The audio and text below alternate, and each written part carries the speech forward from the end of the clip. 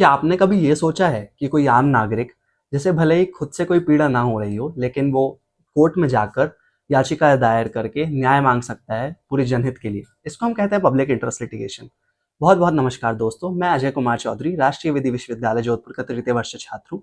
और आज की इस वीडियो में हम बात करेंगे ये पीआईएल क्या होती है, ये पीआईएल का इतिहास क्या है, पीआईएल कौन फाइल कर सकता है, पीआईएल कैसे फाइल हो सकती है, इसके क्या बेनिफिट्स हैं, इसके क्या कौन से, और लास्ट में पीआईएल का कंक्लूजन।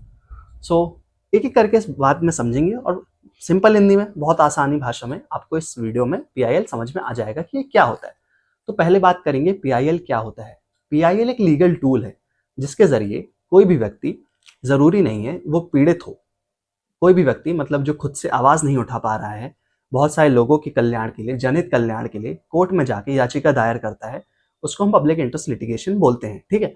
इसमें बहुत सारे उसके एग्जाम्पल हो सकते हैं, जैसे गरीबी, किस कारण से गरीबी हो रही है, बांध के कारण जैसे विस्थलन होता है, बांध बनते हैं तो बहुत सारे लोग यहाँ से एक जगह से दूसरी जगह माइग्रेट होते हैं, है ना। इसके अलावा एनवायरमेंटल कॉस्ट होते हैं, पेड़ कटते हैं।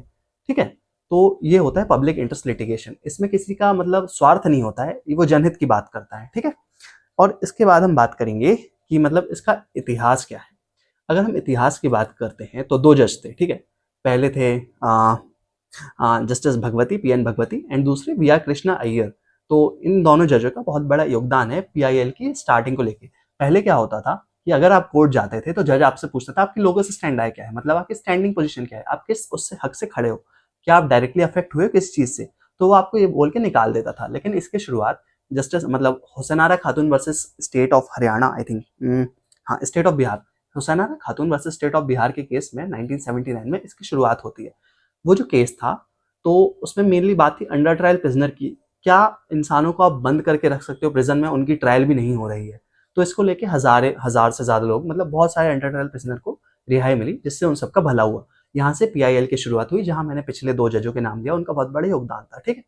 इसके बाद अगर लैंडमार्क केसेस की बात करें तो जैसा मैंने आपको बताया हुसैनारा खातून जहां से शुरुआत हुई। इसके अलावा एक एनवायरमेंटल एक्टिविस्ट है, या फिर मतलब बहुत ज्यादा पीआईएल के मैटर्स उठाते हैं, उनका नाम है एमसी मेहता। तो आपने बहुत सारे बार इस केस का नाम सुना होगा, MC Mehta versus union of India.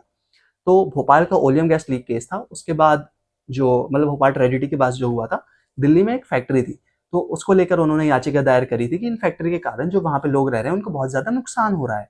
तो कोर्ट ने ऑर्डर कर दिया कि ये जो फैक्ट्री है, इनको हमें डेवलपमेंट भी देखना है, तो इन फैक्ट्री को हम ऐसी जगह शिफ्ट कर देते हैं जहां पर कम लोग रहते हैं, यहाँ पर जहाँ पे लोगों की मतलब कमी है, ताकि ज्यादा लोगों को नुकसान ना हो। इसके अलावा उन्होंने बहुत सारे और केस लड़े हैं, जैसे कि आपने अगर गंगा पॉल्यूशन केस सुना होगा 1986 का, तो वो भी उन्होंने लड़ा था। गंगा पॉल्यूशन केस किस लिए, क्योंकि गंगा आपको पता है कितनी ज्यादा इंपॉर्टेंट नदी है, एक मतलब रिवर है इंडिया में। तो उसके जरिए बहुत सारे लोगों का उसमें जीवन शैली टिकी हुई है। ठीक है। तो उसके कारण पीआईएल फाइल हुई थी। इसके अलावा ताज एम्पेरियम का केस, मतलब ताजमहल केस कहते हैं जिसे हम, तो वो भी हुआ था। क्यों हुआ था, क्योंकि ताजमहल आपको पता हो पीला पड़ता जा रहा है फैक्ट्री के धुएं के कारण, है ना। तो इसको लेके भी एमसी मेहता ने केस फाइल किया था, पब्लिक इंटरेस्ट लिटिगेशन फाइल करी थी, ताकि ताजमहल जो है, ताजमहल एक तो किसी की प्राइवेट प्रॉपर्टी नहीं है। ठीक है। वो मतलब एक भारत देश का एक मतलब संपत्ति है। ठीक है। एक ऐसी चीज जिस पर भारत देश को गर्व है।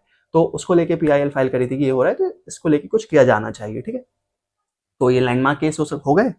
और इसके अलावा एक और केस है। ठीक है। I forget one case is Vishakha versus state of Rajasthan.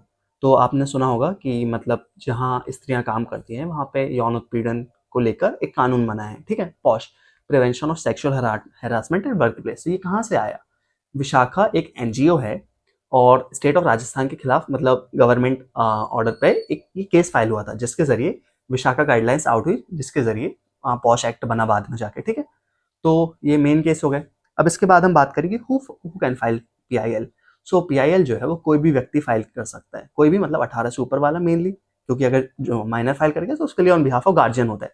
जैसे कि आपने देखा होगा कि मान लेते हैं फॉर एन एग्जाम्पल, एक स्कूल है, वहां पे मिड डे मील मिलना चाहिए, लेकिन वहां पे मिड डे मील नहीं मिल रहा है, तो आप नॉर्मली जाके पिटीशन फाइल कर सकते हो। ठीक है। ये चीज हो गई। तो कौन कौन फाइल कर सकता है? कोई भी व्यक्ति, वो वकील हो सकता है, वो एनजीओ हो सकता है, वो कोई कंपनी हो सकती है, वो कोई एक नॉर्मल आम नागरिक हो सकता है, मेरे जैसा या आपके जैसा। ठीक है। तो ये हो गया। बस पीआईएल में एक चीज का ध्यान रखना कि उसमें जनहित की बात होनी चाहिए, मतलब ऐसा नहीं है कि आप प्राइवेटली अफेक्ट हो रहे हो, उसके लिए अलग केस चलेगा। यहाँ पे जनहित की बात होनी चाहिए कि कहीं पे पेड़ कट रहे हैं जिससे पूरे समाज को एक दिक्कत होगी, है ना, कहीं पे बांध बन रहे हैं जिसके कारण बहुत सारा विस्थलन होगा, बहुत सारे लोग इधर के उधर होंगे, माइग्रेशन होगा, और भी ऐसी चीज़ें, मिड डे मील का मैंने एग्जाम्पल दिया है ना। इसके अलावा अगर हम बात करते हैं पीआईएल की फाइलिंग प्रोसीजर क्या है, तो ये बहुत ज़्यादा इसमें जटिल या फिर कोई कठिन काम नहीं है, बहुत ईजी रहता है।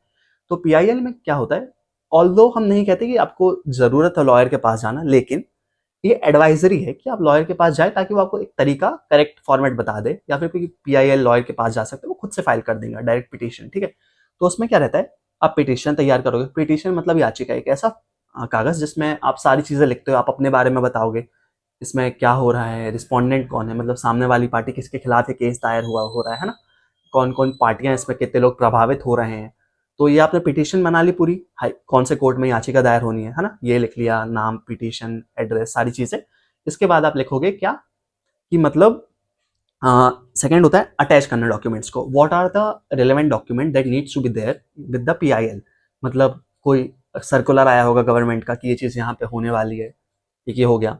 इसके अलावा कौन कौन हो रहा है, तो आप सबके साइन ले सकते हो 50-60 लोगों की, हाँ भाई यहाँ पे इतने लोगों को दिक्कत होगी इससे, पीआईएल इसलिए हम फाइल कर रहे हैं। इसके अलावा कोई एनेक्शर्स होंगे, बहुत सारी डॉक्यूमेंट्स होंगी आपको लगानी होगी, तो आप उनको अटैच कर दीजिए। और उसके अलावा आपने ये तैयार कर लिया पूरा फॉर्मेट, उसके बाद आप ये जाके कहाँ दोगे, कोर्ट की रजिस्ट्री में, या तो सुप्रीम कोर्ट की पीआईएल की रजिस्ट्री होती है वहां जाके दे सकते हो, या फिर हाई कोर्ट में, रिलेवेंट ज्यूरिडिक्शन के हाई कोर्ट में जाके आप वहां उनकी कोर्ट की रजिस्ट्री में दे सकते हो, है ना। तो ये हो गया। इसके बाद क्या होगा, कोर्ट एडमिट करेगी तो आपको नोटिस भेजेगी कि हाँ आपकी पीआईएल यहाँ पे एडमिट कर ली गई है, तो हम इस पर अब रिव्यू करेंगे इसको कि पीआईएल है किस लिए। उसके अलावा उस पर आर्ग्यूमेंट्स होंगे, फिर रूलिंग होगी, जजमेंट आएगा, ये सब होगा, ठीक है। तो ये हो गया फाइलिंग प्रोसीजर। इसके बाद हम बात करते हैं बेनिफिट्स और अकाउंटेबिलिटी, मतलब बेनिफिट्स और कॉन्स की, ठीक है। तो बेनिफिट्स क्या है इसके, पहली तो अकाउंटेबिलिटी बढ़ती है गवर्नमेंट की। गवर्नमेंट कोई भी स्टेप्स लेती है, अगर आप पीआईएल फाइल करते हो और अगर वो एडमिट होती है, तो गवर्नमेंट की एक अकाउंटेबिलिटी होती है कि वो कर रही है तो क्यों कर रही है, उसके रीजंस क्या है, उसको पूरा रीजनिंग के साथ उसको बताना पड़ेगा, ठीक है। ये हो गया एक।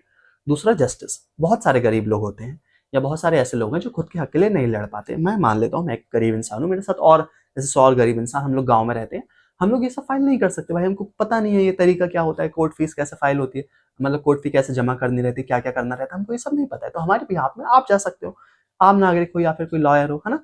तो ये रहता है।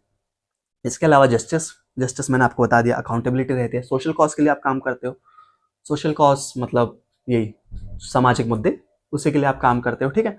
इसके अलावा कॉन्स की बात कर ली जाए तो देखो, एक चीज होती है कि पीआईएल के जरिए पब्लिसिटी भी हो जाती है, किसकी, जो इंसान फाइल कर रहा है। जैसे कि अगर हम बात करें तो एक केस था, मुझे उस केस का एग्जैक्ट नाम याद नहीं है, लेकिन उसमें क्या हुआ था, वकील ने पीआईएल फाइल कर दी विदाउट एनी रीजनिंग, और उसका कोई बेस भी नहीं था, कोई विदाउट एनी बेसिस उसने पीआईएल फाइल कर दी just for the publicity. Court ने वो पीआईएल नकार दी क्योंकि उसमें कोई बेस ही नहीं था। तो लोग पब्लिसिटी के लिए करते हैं और इसके कारण कोर्ट का टाइम भी बर्बाद होता है, ठीक है। सो आई बिलीव, आप मुझे बताइएगा कि आपको क्या लगता है, इसके क्या बेनिफिट्स और हैं, क्या कौन और हैं, कोई क्या नुकसान है, क्या फायदे हैं, है ना। और आपको क्या लगता है कि पीआईएल सही चीज़ है या नहीं है। अगर आपके कुछ विचार हैं तो कमेंट में बताइए। और अगर आप कुछ और वीडियोस देखना चाहते हो कि लीगल एक्सप्लेनर्स क्या, मुझे बेल के बारे में बता सकते हो, एंटिसिपेटरी बेल क्या होती है, बेल क्या होती है, समन्स क्या होता है, वारंट क्या होता है, मैं इन क्वेश्चंस पर भी वीडियोस बनाना चाहूँगा, अगर आप कमेंट करते हो तो। मिलेंगे अगली वीडियो में, तब तक के लिए bye bye, will see you again in next video, Tata.